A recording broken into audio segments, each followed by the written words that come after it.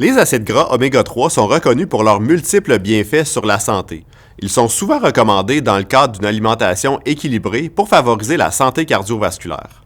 Le marché mondial des suppléments d'oméga 3 connaît une croissance significative, générant plus de 2 milliards de dollars de revenus annuels.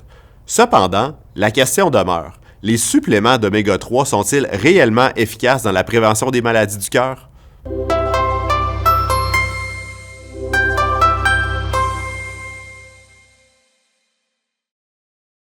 Les acides gras oméga 3 sont des acides gras polyinsaturés essentiels pour le fonctionnement du corps humain. Ils sont appelés oméga 3 en raison de la position de la première double liaison dans leur structure chimique qui est située à 3 atomes de carbone du groupe méthyle de l'extrémité de la chaîne carbonée. Ils se distinguent des acides gras oméga 6 qui possèdent cette double liaison à 6 atomes de carbone du groupe méthyle de l'extrémité de la chaîne carbonée et des acides gras saturés qui, eux, ne possèdent pas de double liaison dans leur structure chimique.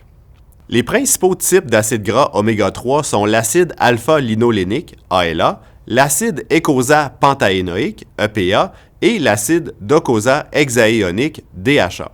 Bien que l'EPA et le DHA puissent être synthétisés à partir de l'acide alpha-linolénique dans le corps, cette conversion est limitée en quantité. Les sources directes d'EPA et de DHA se trouvent dans les poissons gras tels que le saumon, le maquereau, le thon et les huiles de poisson.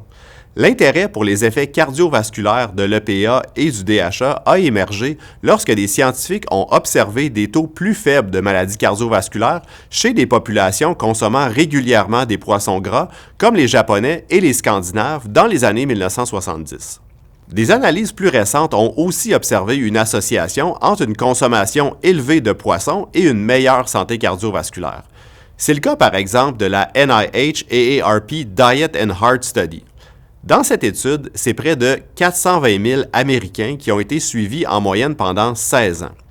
La consommation de poissons a été mesurée par des questionnaires de fréquence alimentaire et les apports en EPA et DHA ont par la suite été estimés. Les chercheurs ont noté que les participants qui avaient des apports élevés en EPA et DHA avaient un risque de mortalité cardiovasculaire plus faible que ceux qui avaient des apports plus faibles en EPA et DHA. Cette association était toutefois modeste puisque le risque de mortalité cardiovasculaire était plus faible de 18 % chez les hommes et de 15 % chez les femmes. Fait intéressant, les auteurs de cette étude ont aussi rapporté que la consommation de poissons frits pouvait être associée à un risque cardiovasculaire plus élevé. Dans une étude plus récente de 3 cohortes dont les participants provenaient de 68 pays, l'association entre la consommation de poissons et la mortalité cardiovasculaire a été étudiée chez près de 200 000 personnes. Les auteurs de cette étude ont démontré que la consommation de poissons riches en acides gras oméga 3 était associée à un risque de 16 % plus faible de mortalité cardiovasculaire chez les personnes qui rapportaient consommer au moins 350 grammes de poissons par semaine en comparaison aux personnes qui n'en consommaient pas du tout. Il est cependant important de noter que dans cette étude, l'association entre la consommation de poissons riches en oméga 3 et la mortalité cardiovasculaire a été observée seulement chez les personnes qui avaient déjà des maladies cardiovasculaires. Il ne semblait pas y avoir d'association entre la consommation de poissons riches en oméga 3 et la mortalité cardiovasculaire chez les personnes qui n'avaient pas d'antécédents cardiovasculaires. Ce que les résultats de ces études suggèrent, c'est que les gens qui rapportent consommer plus de poissons qui contiennent des oméga 3 auraient peut-être un risque de maladie cardiovasculaire plus faible que les personnes qui n'en consomment moins ou pas du tout. Les études d'observation comme celle-là ne peuvent pas toutefois établir de relation de cause à effet entre la consommation d'acides gras oméga 3 et le risque de maladie cardiovasculaire.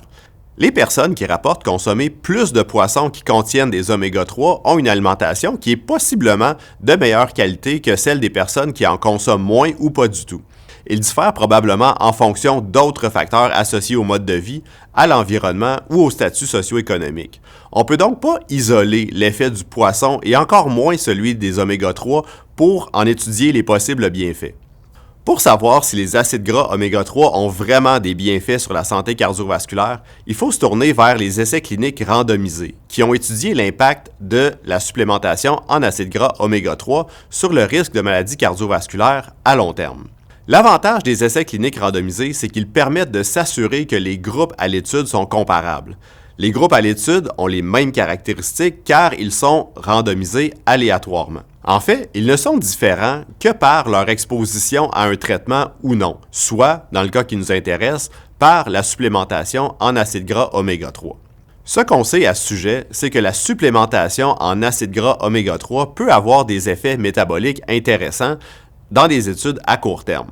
On parle de bénéfices sur les concentrations de triglycérides sanguins, réduction de certains marqueurs inflammatoires dans le sang et aussi une petite baisse de la tension artérielle. Toutefois, ce n'est pas parce qu'une intervention a des effets positifs sur le bilan santé que cela va nécessairement se traduire par des bénéfices à long terme sur la santé cardiovasculaire. Pour cela, on a besoin d'études robustes effectuées chez des milliers de personnes qui sont suivies pendant plusieurs années. On a vu apparaître au cours des années 2000 quelques essais cliniques randomisés encourageants avec la supplémentation en acides gras oméga 3, la plupart du temps sous forme de supplémentation en huile de poisson.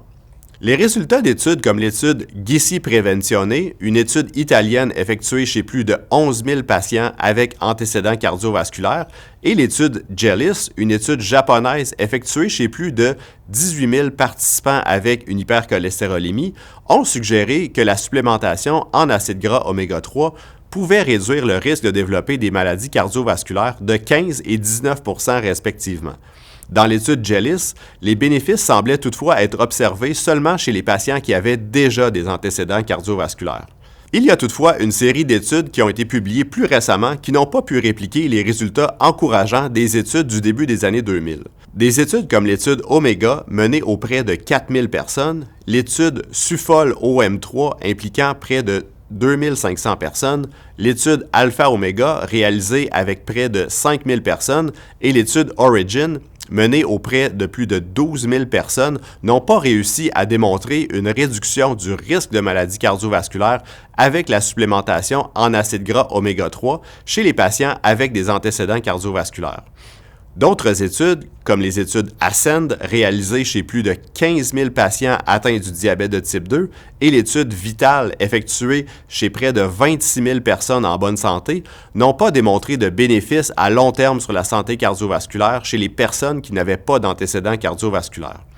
Dans l'étude Vital, les suppléments d'huile de poisson n'étaient pas non plus associés à une réduction du risque de cancer à long terme. Afin de faire la lumière sur ces résultats contradictoires, plusieurs scientifiques ont suggéré que les conclusions décevantes pourraient être imputables aux diverses formulations en EPA et DHA des huiles de poisson. Il a été soulevé que l'EPA et le DHA pourraient ne pas avoir été administrés à des doses suffisamment élevées ou que la qualité de certains suppléments n'était peut-être pas optimale. En effet, les acides gras polyinsaturés sont susceptibles à l'oxydation et peuvent générer des lipides bioactifs qui pourraient avoir des effets négatifs sur la santé si les formulations d'oméga 3 ne sont pas purifiées, s'ils sont exposés à la lumière ou à des températures élevées, s'ils ne contiennent pas d'antioxydants ou s'ils contiennent de l'eau ou des métaux. En proposant des formulations d'acides gras oméga 3 hautement purifiés, l'industrie pharmaceutique a également réexaminé les possibles bienfaits des acides gras oméga 3 sur la santé cardiovasculaire. Mais une fois de plus, les résultats sont mitigés. Dans l'étude Strength, une étude effectuée auprès de 13 000 patients présentant des antécédents cardiovasculaires et des concentrations de triglycérides élevées, une supplémentation en EPA et DHA hautement purifiée à raison de 4 grammes par jour n'a pas démontré de bénéfices significatifs sur les événements cardiovasculaires. Dans une autre étude effectuée auprès d'une population similaire et qui porte le nom de REDUCE-IT, l'écosapent éthyle, une formulation hautement purifiée d'EPA, a mené à des réductions du risque de maladie cardiovasculaire de 25 %. Ainsi, en raison des conclusions de l'étude REDUCE-IT, la Société cardiovasculaire canadienne recommande de considérer l'utilisation de l'icosapent éthyle chez les personnes qui ont des antécédents cardiovasculaires, qui reçoivent un traitement avec des statines et qui ont des concentrations sanguines de triglycérides élevées, soit supérieures à 1,8 mmol par litre, mais inférieures à 5,6 mmol par litre. Dans ce scénario particulier, l'utilisation d'une formulation d'acide gras oméga 3 sous forme d'EPA hautement purifié est recommandée. Chez des personnes qui n'ont pas d'antécédents cardiovasculaires, en raison des études contradictoires sur le sujet, la supplémentation en acide gras oméga 3 n'est pas recommandée par la Société cardiovasculaire canadienne. Quand on s'intéresse à l'ensemble des essais cliniques randomisés et aux méta-analyses sur le sujet, on remarque que la supplémentation en acides gras oméga 3 pourrait avoir des bénéfices mineurs sur le risque de maladies coronariennes comme l'infarctus du myocarde chez les personnes avec des antécédents cardiovasculaires, mais que ces bénéfices ne sont pas observés chez les personnes en bonne santé. De plus, les suppléments d'acides gras oméga 3 ne sont pas sans risque. Les méta-analyses portant sur le sujet ont signalé des effets indésirables liés à la supplémentation en acides gras oméga 3, notamment une augmentation du risque de fibrillation auriculaire de 37 %, peu importe la formulation d'acides gras oméga 3 choisie. La fibrillation auriculaire est une anomalie du rythme cardiaque qui pourrait accroître le risque d'accident vasculaire cérébral. Il y a de plus en plus de voix qui s'élèvent pour souligner qu'à notre époque, on ne peut plus parler d'alimentation, de produits de santé naturelle et de santé durable sans parler à la fois de la santé des écosystèmes et de la santé environnementale. C'est un autre des angles morts non négligeables des suppléments d'oméga 3. Cette industrie récolte des millions de tonnes de la faune marine chaque année, ce qui soulève beaucoup de préoccupations, d'autant plus que ces suppléments montrent peu ou pas d'avantages pour la population générale et des bénéfices limités pour certains groupes de la population, tels que les personnes avec des antécédents cardiovasculaires qui sont à risque de subir un infarctus du myocarde ou un AVC. Plusieurs associations médicales et scientifiques suggèrent de consommer du poisson au moins 2 fois par semaine afin de promouvoir une meilleure santé et d'assurer un apport adéquat en acides gras oméga 3. Les acides gras oméga 3 sont considérés comme essentiels, ce qui signifie que notre corps ne peut pas les produire et que nous devons les obtenir par le biais de notre alimentation. Avec de plus en plus de personnes qui se tournent vers une alimentation végétalienne ou végétarienne, c'est important de souligner que ceux qui ne consomment pas de poisson peuvent obtenir un apport suffisant en acides gras oméga 3 en incluant dans leur alimentation des sources végétales, telles que les graines de lin, les noix de Grenoble, les huiles de canola, de colza ou de soya ou le chia.